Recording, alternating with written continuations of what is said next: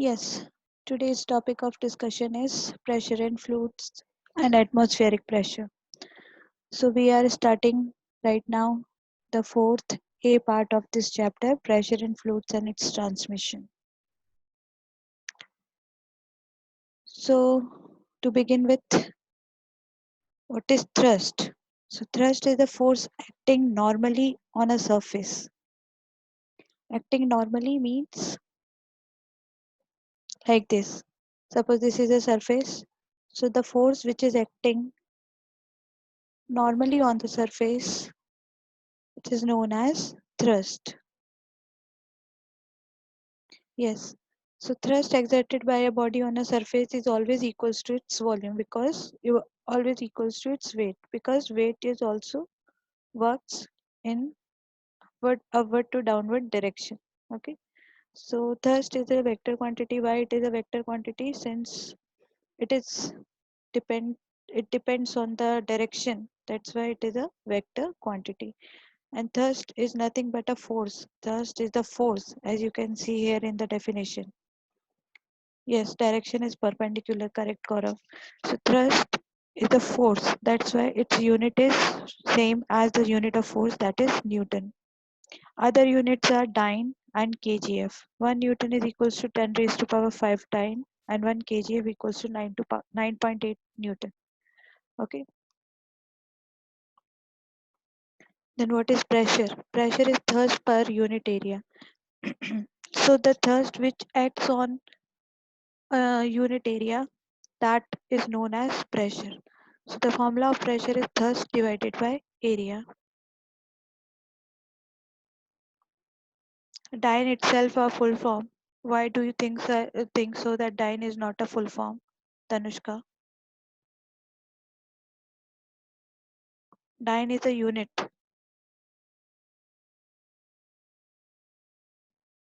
So pressure is equals to thrust divided by area. And pressure is a scalar quantity. It does not change with the direction. What should be the unit of the pressure? So since the formula of pressure is force upon area, pressure is a derived unit. So force unit is Newton, area's unit is meter square. So the unit of pressure is Newton per meter square, which is also known as Pascal. Okay. Other units are kilogram force per meter square, dyne per centimeter square, bar, torr, atmospheric pressure, millimeter of mercury. So these are the other units of pressure. 1 Newton meter square equals to 10 dyne centimeter square and 1 bar equals to 10 raised to power 5 Newton per meter square. Any confusion in these two slides? Thrust and pressure. Any confusion?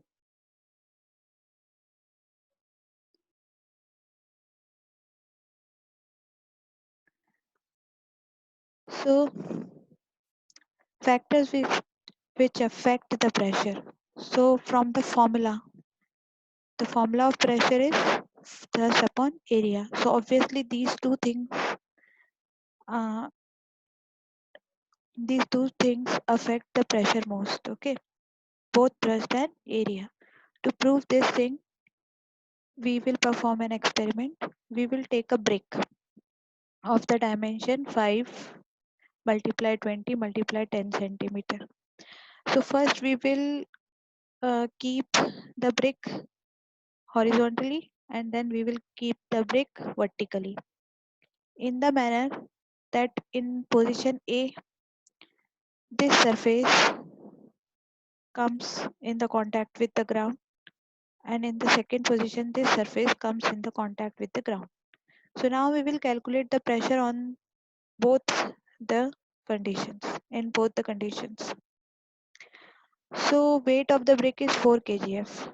Okay, and thrust is equals to the weight of the object. Okay, so the pressure in position A. So to calculate the pressure in position A, we will apply the formula thrust upon area. Just wait, Shreyansh. Okay, thrust upon area. So thrust is 4 kgf divided by area. Area of this surface is length into breadth, that is 20 into 10. So when we calculate this thing, we will get 0.02 kilogram force per centimeter square. While in this condition, the pressure will come 0.08 kilogram force per centimeter square. So it is clear that when we increase the surface area of contact, the pressure decreases. Okay. Here we have increased the surface area of contact. Here we decrease the surface area of contact. So in this position, the pressure is 0.08, and in this position the pressure is 0.02 kilogram force per centimeter square. So any confusion in this? Any confusion in this example?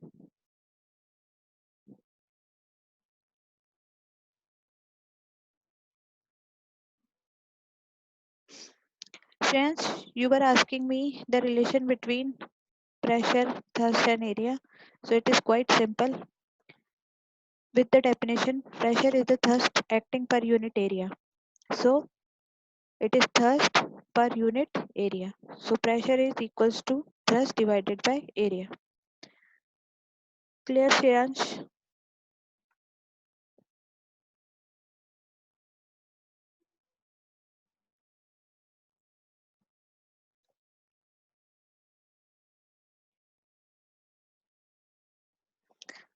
Now pressure is equals to thrust upon area. So if we keep thrust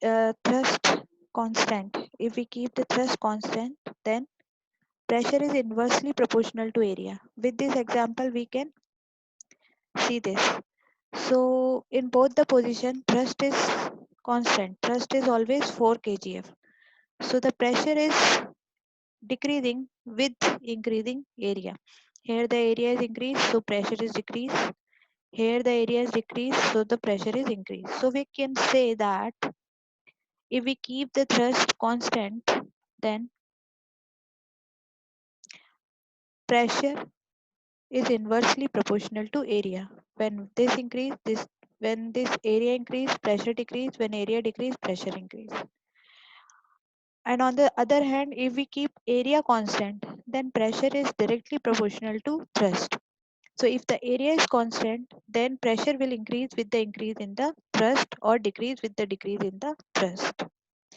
So we can conclude that larger the area on which a given thrust acts, lesser is the pressure exerted by it. So with the first point, we can conclude that larger the area, lesser will be the pressure. And from the second point, we can conclude that larger is the thrust and greater will be the pressure. Okay. So how can we increase the pressure? So we can increase the pressure by decreasing the area. Okay. So we can decrease the area to increase the pressure. So these are the two application of this uh, first conclusion. Larger the area and lesser the pressure. So the ends of nails are made pointed. So nails जितनी ज़्यादा pointed होंगी वो उतना ही ज़्यादा pressure exert करेंगी. Why? Because pointed pointed end decreases the surface area contact, and lesser the area, more will be the pressure. Likewise, the cutting tool have sharper edges. So if we use knife or scissors, their edges are made sharper so that contact area decreases. So lesser will be the contact area, more will be the pressure applied. How can we decrease the pressure? Opposite. Example, wide wooden sleepers are placed under railway tracks. So to increase the surface contact area, to decrease the pressure. Foundation of building are made wider than the walls. So foundation are wider so that the area of contact increases, and pressure on the earth exerted by the house or building made lesser by the wider foundations. Okay, clear everyone? This slide, any confusion? Now, pressure in fluids.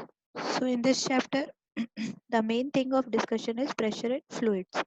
So when we were talking about solids, solids only exert the pressure on the surface on which they are placed.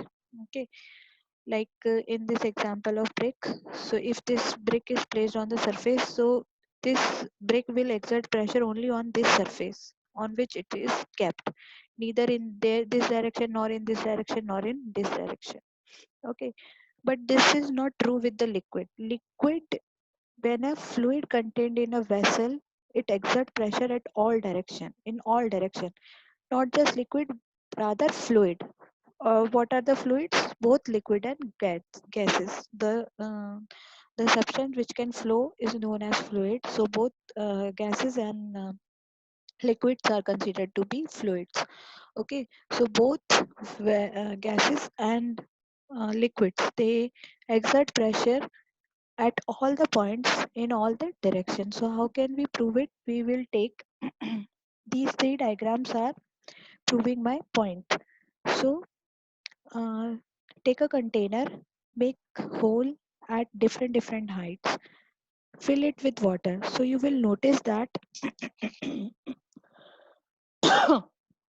water which is oozing out from this container reaches to different lengths, different distances from the container. Greater the depth of the hole, more will be the pressure, and liquid will ooze out with more pressure and reach to m- more distance from the container. And lesser the depth, pressure will be lesser, and liquid will ooze out near to the container. Okay.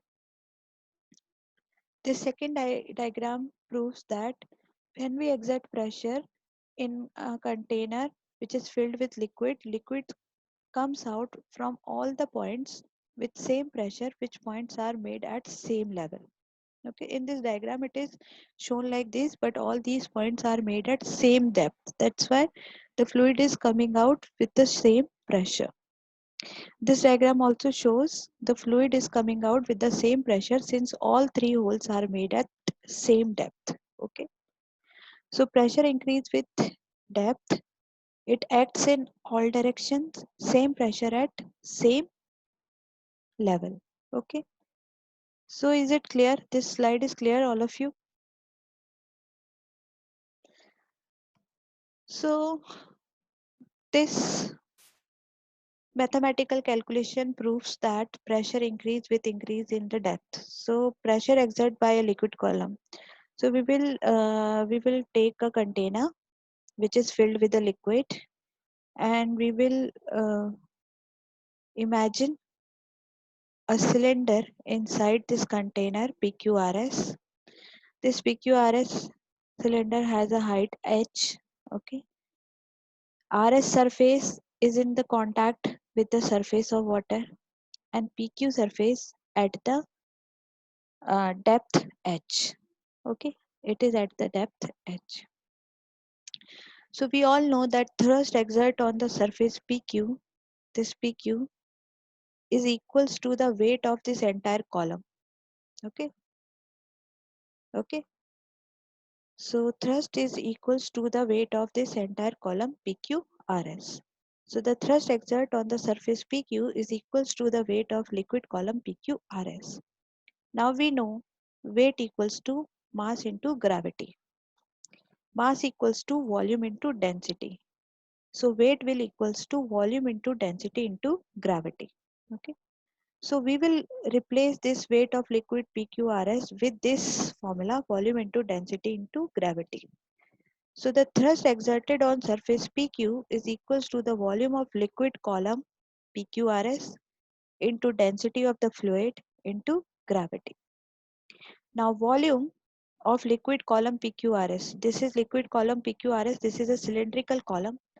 Its volume is equals to area of base into height. So what is the volume of a cylinder? Area of base into height.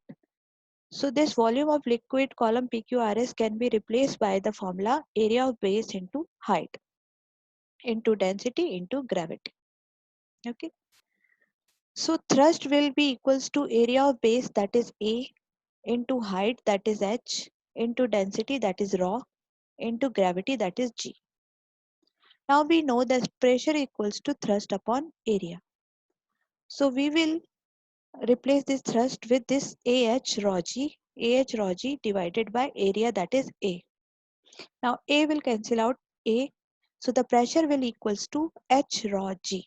That means pressure is equals to height into density of the liquid into gravity. Okay. So the total pressure in a liquid at depth h. So this depth h, the total pressure is first the atmospheric pressure which is exerted by the air, and second the pressure due to the liquid column, pressure due to the liquid above that point. So total pressure will be P0, that is atmospheric pressure, plus H rho G. Okay. Is it clear, everybody? This slide is clear, all of you? So the total pressure is atmospheric pressure plus H rho G, where H is the depth of the point, rho is the density of the liquid, and G is the gravity. Now from this formula, pressure equals to H rho G, what are the factors that affect points pressure at a point in a liquid? So obviously these three factors: depth of the point below the surface of water, density of liquid, and acceleration due to gravity. All three things affect the pressure at a point in a liquid. But gravity, acceleration due to gravity, we can take constant, because most of the places on earth it is same, except equator and poles. Okay. So if this acceleration due to gravity remains constant, then mainly the pressure at a point in a liquid depends on two things, that is depth of that point from the surface and density of the liquid. So laws of pressure states that inside a liquid, pressure increases with increase in the depth. So greater will be the depth, higher will be the pressure. So have you got your answer? Somebody asked me here when I was explaining this thing. Somebody asked me why the pressure increase with the depth. So have you got your point now? So liquid pressure increase with increase in the depth. In a stationary liquid, pressure is same at all point on a horizontal plane. So when depth is same, so the pressure will be same at all points. That's why when the depth is same in these 3 points, the pressure is same at all points. Okay. So pressure is same in all direction about a point inside the liquid. So inside a liquid, it is same at in all direction. Pressure at same depth is different in different liquids. So different liquid, it is different because different liquid has different density.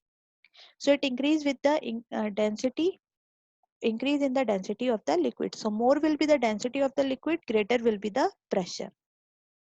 A liquid seeks its own level. A liquid, when it is left freely to rise in the capillary, it seeks its own level. Okay, due to different pressure, due to different gravities. So some consequences of liquid pressure is, so the pressure at a certain depth in seawater is more than that at same depth in river water. Why the seawater contain more pressure than river water? Because river water contain less salts. So because it contains less salts, its density is lesser than the density of seawater. So since seawater density is more than the density of river water, that's why the pressure at a certain depth, the pressure at seawater is more than that of at the same depth at in river water.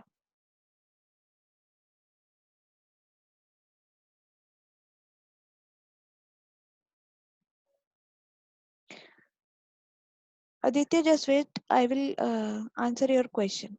Just wait.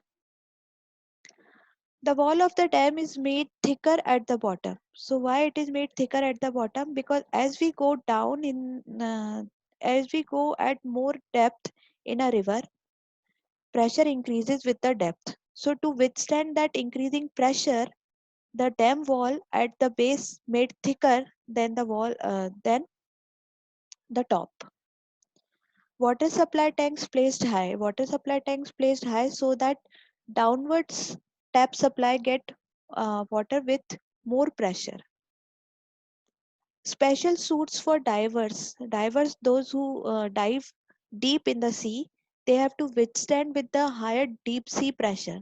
So to withstand that higher deep sea pressure, they have special suits so their body do not get burst due to the high pressure of the sea. Then the gas bubble formed at the bottom of a lake rises and they grow in the size. So as soon as they rises, they feel lesser pressure because the depth decreases, and due to the lesser pressure they increase in their size. Okay, clear this thing all of you? Okay, so this is over with this today's chapter. Thank you. Have a nice day. In next class we'll be discussing Pascal's law.